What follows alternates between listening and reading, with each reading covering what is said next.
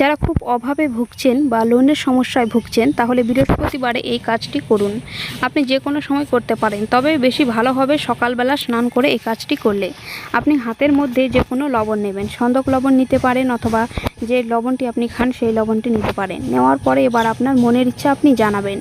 চোখ বন্ধ করে এক মনে ভাববেন, যাতে ওই সময় কোনো ভাবনা আপনার মনে না আসে। যদি অন্য কোনো ভাবনা চলে আসে তাহলে কিন্তু কাজ হবে না। বা আপনাকে কেউ কাজটা করতে করতে যদি কথা বলে দেয়, পেছন থেকে ডেকে দেয় বা কেউ দেখে নেয়, তাহলে কিন্তু কাজটা হওয়ার সম্ভাবনা কমে যাবে।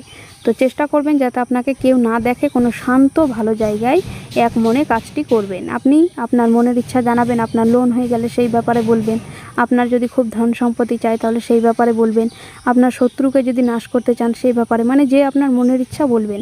বলার পরে এবার জলে প্রবাহিত করে দেবেন সেই লবণটি। প্রতি বৃহস্পতিবারে এই নিয়মটি করুন, দেখবেন কাজ অবশ্যই হবে।